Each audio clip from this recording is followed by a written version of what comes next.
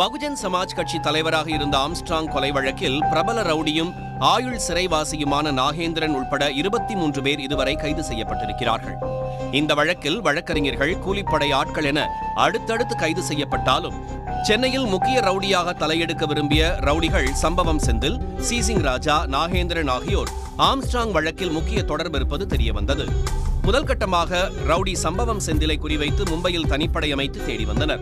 மற்றொரு பிரபல ரவுடி நாகேந்திரன் தொடர்பு குறித்து ஆதாரங்கள் கிடைத்ததன் அடிப்படையில் போலீசார் அவரை அதிரடியாக கைது செய்தனர்.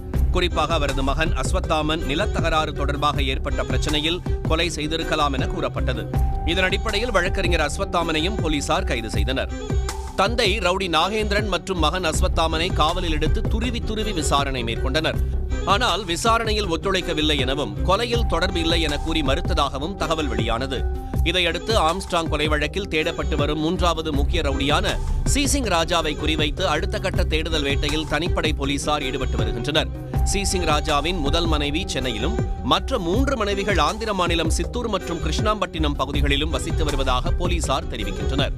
குறிப்பாக கிருஷ்ணாம்பட்டினம் துறைமுகத்தில் பதுங்கியிருந்து அவ்வப்போது வெளியில் வந்து மனைவி மற்றும் குடும்பத்தினரை பார்த்துவிட்டு செல்வதாக போலீசாருக்கு தகவல் கிடைத்தது.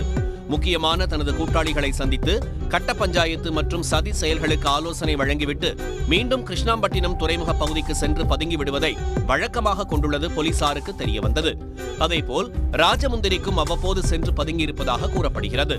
சீசிங் ராஜாவை அவரது 4 மனைவிகளிடமும் நடத்தப்படும் விசாரணை மூலம் பிடிக்கலாம் என்று போலீசார் கருதுகின்றனர். இந்நிலையில் போலீசாரின் தொடர் நெருக்கடி காரணமாக கிருஷ்ணாம்பட்டினத்தில் இருந்து அவர் தப்பியோடியதாக தகவல் வெளியாகியது.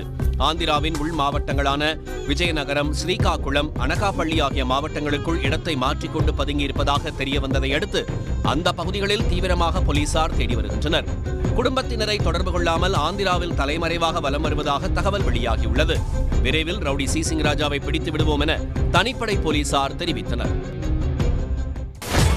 சன் நியூஸ் வாட்ஸ்அப் சேனலை ஃபாலோ செய்யுங்கள். QR கோடை ஸ்கேன் செய்து சன் நியூஸோடு இணைந்திருங்கள்.